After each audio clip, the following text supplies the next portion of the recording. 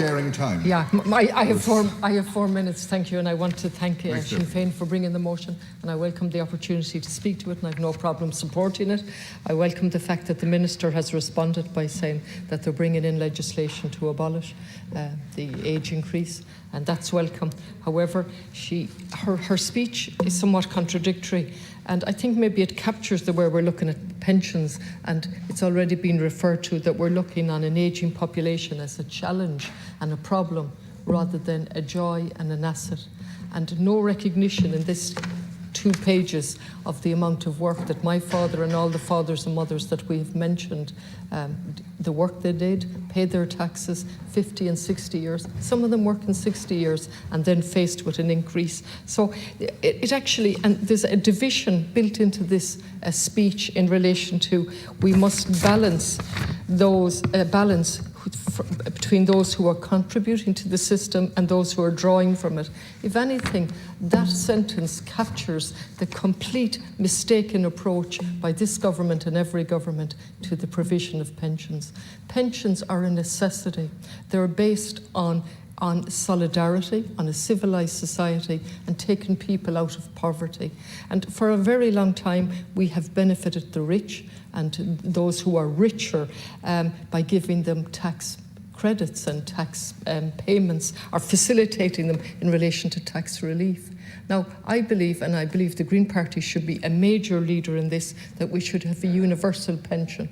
Yeah, sometimes I'm a little bit naive when I ask for that, but I want to work. I want to aspire to that the Green Party are capable of leading and saying that we must treasure everyone, and we must treasure our older people particularly because of their contribution to this state and what they did for us. The fact that I'm here is because of my father, my mother, and my background, and I'm sure it's the same with all my colleagues.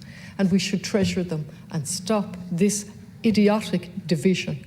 And then we set up a pension commission, and I welcome the fact of the gender equality, and the Minister has confirmed that more than 6 of the 11 are women. But that doesn't mean that the terms of reference will capture the problems with the gender equality in pensions, because it comes in as an afterthought. In fact, I see 7 terms of reference, and the first one, it says at the end, where relevant, you'll take account of socio-demographic characteristics, and in brackets, for example, gender. Nowhere in the terms of reference does it say that this commission will look at pension inequality because of gender.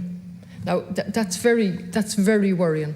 And if we look at the figures for people, well, let's just take a little background here for the limited time I have.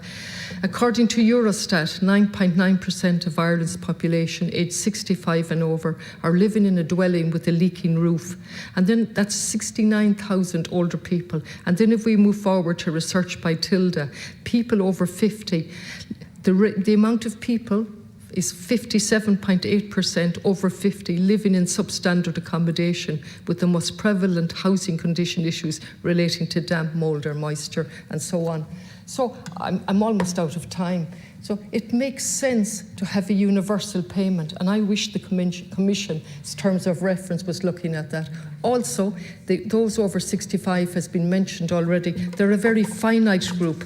The figure was given by the ESRI, and the figure of those working over 65 is 65,000 people, according to the ESRI, who have been completely excluded from any assistance. So on the one hand, we tell people to work and work till you're 68 and work till you drop. And on the other hand, when they do work, we make no provision for them. Thanks.